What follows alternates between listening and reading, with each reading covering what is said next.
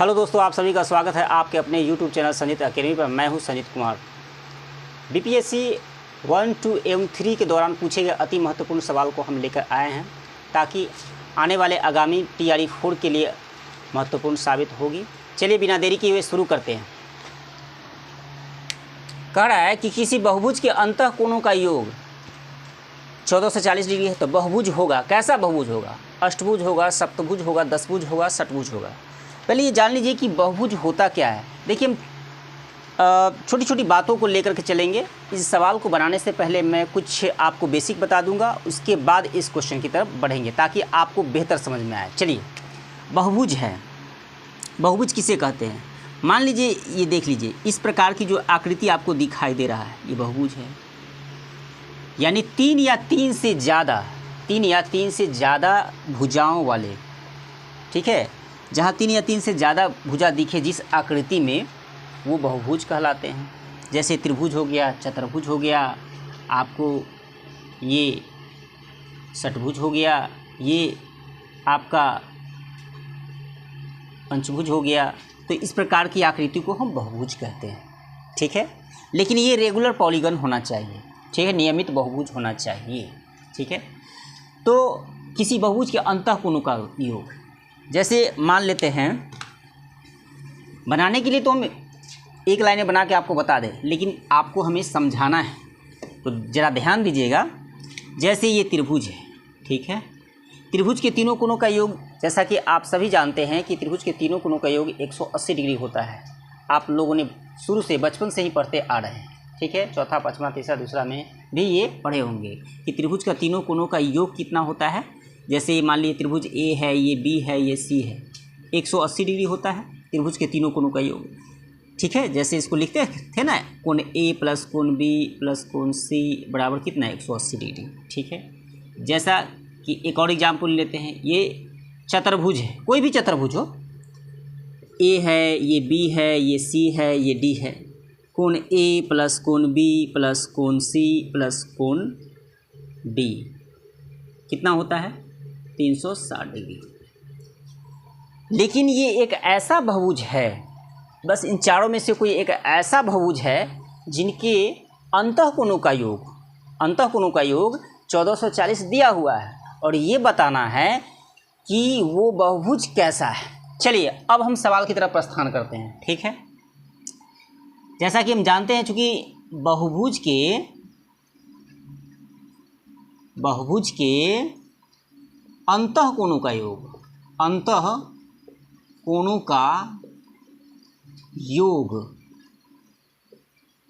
क्या होता है? एक फार्मूला होता है, n-2 गुणे 180 डिग्री होता है, ठीक है। अब देखिए, जैसा कि अंतःकोणों का योग तो 1440 दिया हुआ है, यहाँ पर रख दीजिए 1440 बराबर कितना हो जाएगा? n-2 गुणे 180, ठीक है। 0 से 0 काट दीजिए, 18 8 144, ठीक है। 8 इधर, 2 उधर माइनस में है, इधर आएगा तो क्या हो जाएगा? 10 हो जाएगा, 8 में 2 जुड़ जाएगा बराबर n। यानी कि ये जो बहुभुज है 10 भुजाओं वाला है, तो 10 भुजाओं वाले, ठीक है, 10 भुजाओं वाले को क्या कहेंगे? दशभुज कहेंगे। आपका आंसर तैयार है। चलिए फिर मिलते हैं नेक्स्ट क्वेश्चन में।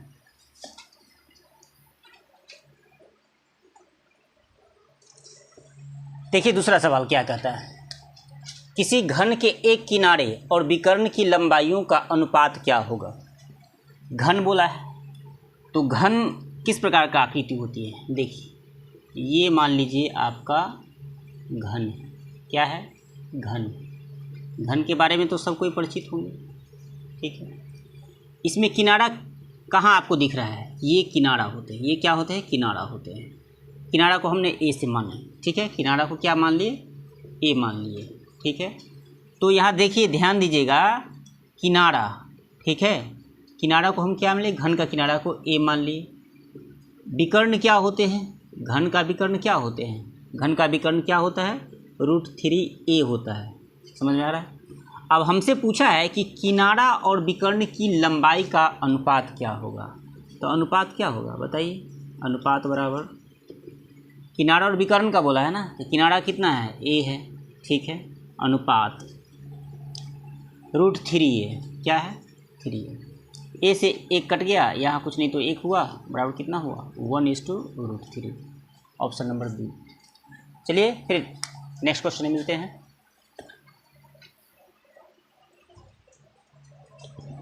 देखिए अगला सवाल क्या कहता है, निम्नांकित चित्र में x का मान क्या होगा।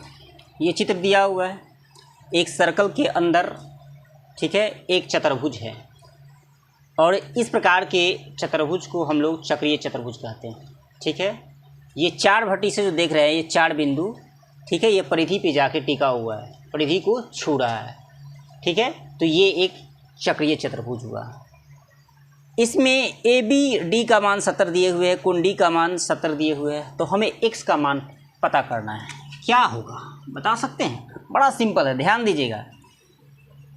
एक बात बताइए, त्रिभुज ए बी डी में 70 70 है।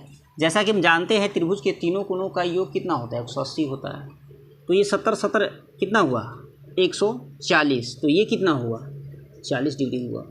कितना हुआ 40, तब तो मिला करके 180 हो जाएगा। और ये 40 है तो ये कितना होगा पता है क्या होगा, ये 140 हो जाएगा। बस आपका आंसर तैयार है। लेकिन कैसे? जैसा कि हम जानते हैं कि चक्रीय चतुर्भुज में आमने सामने का कोण जो होता है 180 डिग्री होता है। आमने सामने का सम जो होता है यानी जोड़ जो होता है 180 डिग्री होता है। तो आप ये बताइए, त्रिभुज ए बी सी डी में ये अगर 40 है तो जोड़ के 180 आना चाहिए, बिल्कुल आना चाहिए।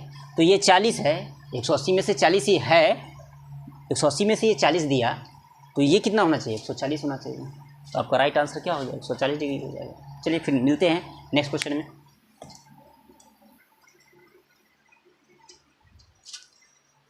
चलिए देखते हैं अगला प्रश्न। बोला है कि 2 समरूप त्रिभुजों का क्षेत्रफल का अनुपात 9:16 है, तो उनकी संगत माध्यिकाओं का अनुपात क्या होगा। ये त्रिभुज पे आधारित ये आपके सवाल हैं, जरा ध्यान दीजिए। 2 समरूप त्रिभुजों का क्षेत्रफल, मान लीजिए कि एक त्रिभुज ये है और दूसरा त्रिभुज ये है। ठीक है, इसको थोड़ा हम बड़ा बना लेते हैं। देखिए ये एक त्रिभुज है, ठीक है, और एक ये त्रिभुज है। मान लीजिए इस त्रिभुज का नाम ए बी सी है, इसका नाम डी ई एफ है। हमें पूछा है कि 2 समरूप त्रिभुजों का क्षेत्रफल का अनुपात, उनकी संगत माध्यिकाओं का अनुपात क्या होगा।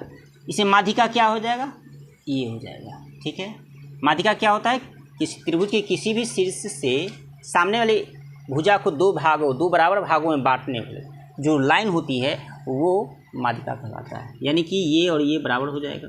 ठीक है, इस प्रकार इसमें भी ये और ये क्या हो जाएगा, बराबर हो जाएगा। तो ये मान लीजिए ये m है और ये n है, तो यही ए एम और डी एन जो है ये दोनों त्रिभुज की माध्यिकाएं होंगी। तो हमसे सवाल क्या पूछा है, गौर कीजिएगा कि क्षेत्रफल।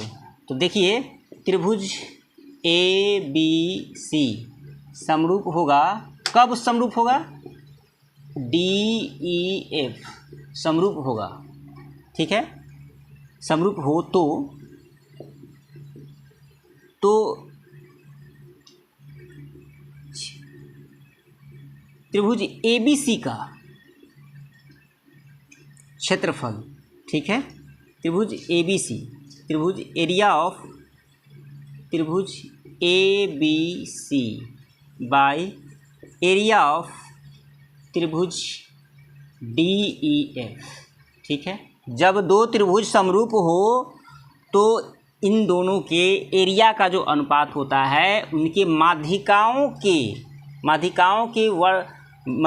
अनुपात के वर्ग के बराबर होता है। यानी कि ए एम बटे क्या हो जाएगा, डी एन हो जाएगा, इसका स्क्वायर हो जाएगा। समझ गए? यानी कि जब 2 त्रिभुज समरूप हों तो उनके माध्यिका के अनुपात के वर्ग के बराबर होता है। ठीक है, तो ध्यान दीजिएगा, इसको हम यहाँ लिखते हैं अब। ठीक है, एम, ठीक है। अच्छा, हमारे पास तो ये आपका क्षेत्रफल दिया हुआ ना, तो क्षेत्रफल का अनुपात है तो 9/16, ये तो क्षेत्रफल का अनुपात हुआ। इधर हमारे पास माध्यिका, ठीक है, का वर्ग, ठीक है, ये दिया हुआ है। ठीक है, इस फार्मूला पे डाल रहे हैं। अब ये स्क्वायर इधर आएगा तो ये रूट में हो जाएगा, ठीक है। और ये AM/DN तो हमारे पास ऑलरेडी रहेगा ही। तो बताइए क्या हो जाएगा, स्क्वायर रूट ऑफ 9, 9 का वर्गमूल 3 होता है, 16 का वर्गमूल 4 होता है, यानी कि इन दोनों त्रिभुजों के माध्यिका का जो अनुपात होगा 3:4 होगा। इसका ऑप्शन नंबर ए आंसर सही हो जाएगा।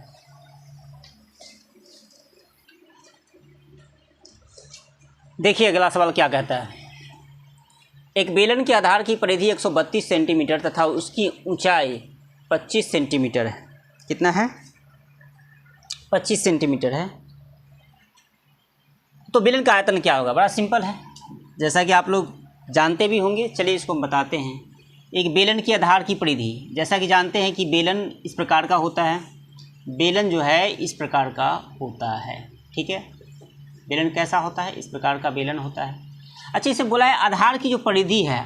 अच्छा, बेलन के आधार की परिधि तो गोल होता है, वृत्त के आकार का होता है। तो परिधि यानी बेलन की आधार की जो परिधि है वो तो 2πr के बराबर होगी कि नहीं होगी? क्योंकि नीचे जो है एक वृत्त आकार का शेप है, बेलन के नीचे होता है उसका पेंदा में। तो ये परिधि जो है 132 सेंटीमीटर के बराबर है।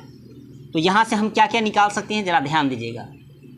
2 गुने पाई का मान 22/7 होता है, बिल्कुल होता है सर, r बराबर 132, ठीक है। अब देखिए यहाँ क्या करते हैं, इसको काट सकते हैं आप। 11 दूनी 22, 11 एकम 11, ठीक है। 11 दूनी 22, 12 या 2 दूना 4, 4 तेई कितना हो जाएगा? 12 हो जाएगा, ठीक है। यानी r बराबर कितना हो जाएगा? 7 उधर जाके 3 के साथ गुना हो जाएगा, तो r बराबर कितना हो जाएगा? 21 सेंटीमीटर हो गया। लेकिन हमसे ये थोड़ा ना पूछा है, बेलन का आयतन पूछा है। तो बेलन का आयतन को हम लोग जनरली v से डिनोट करते हैं। आयतन बराबर, बेलन का आयतन क्या होता है? πr² होता है। क्या होता है? πr²h, ठीक है। तो पाई का मान 22/7 होता है, ये जानते हैं। r का वैल्यू हमारे पास 21 है, 21 का स्क्वायर हो जाएगा। तो 21 को 2 बार गुना कर देंगे, इसका स्क्वायर हो जाएगा ना, गुणे h तो हमारे पास क्वेश्चन में दिया हुआ है कि 25 है कि नहीं है। अब 7 या 21 काट लेंगे, ठीक है। 22 या 66 गुणे 21 गुणे 25। जब इसको आप गुना करेंगे तो कितना हो जाएगा? 34,650। गुना तो करने आता ही आप लोगों को, सेंटीमीटर की आंसर हो जाएगा। चलिए फिर मिलते हैं नेक्स्ट क्वेश्चन में।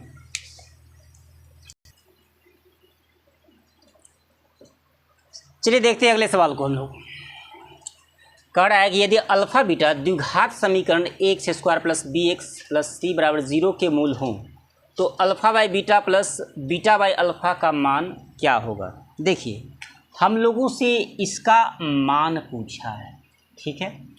एक बात बताइए आप लोग, जैसा कि हम जानते हैं यहाँ तक पहुँचने के लिए हमें क्या करना पड़ेगा। हमें तो पूछा है alpha by beta plus beta by alpha. अब एक काम कीजिए, इसको बट्टा पर का जोड़ बनाइए, ठीक है। इसका मान क्या होगा? तो इसको हम देखिए अल्फ़ा बीटा का एलसीएम लेंगे तो अल्फ़ा बीटा हो जाएगा, और यहाँ पे क्या हो जाएगा? अल्फ़ा बीटा में बीटा से भाग दीजिए तो ऊपर में जाएगा अल्फ़ा का स्क्वायर प्लस अल्फ़ा बीटा में अल्फ़ा से भाग देंगे तो बचेगा बीटा, बीटा में बीटा से गुना करेंगे तो क्या हो जाएगा? बीटा का स्क्वायर हो जाएगा, ठीक है।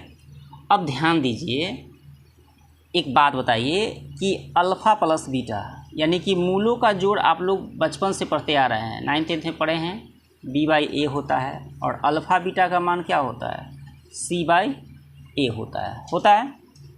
चलिए, तो हमारे पास तो अल्फ़ा बीटा का वैल्यू तो दिया हुआ है, लेकिन alpha square plus beta square का वैल्यू नहीं दिया हुआ है। तो क्या करेंगे हम लोग, बता सकते हैं? एक काम करते हैं कि alpha square plus beta square बराबर क्या लिख सकते हैं?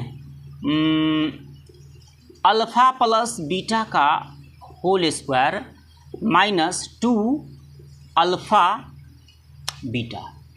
ये फार्मूला होता है, आप लोग ध्यान रखिएगा कि alpha square plus beta square बराबर अल्फ़ा प्लस बीटा का whole square minus 2 alpha beta होता है। जब इसको आप तोड़ेंगे तो फिर इतना आ जाएगा, ठीक है।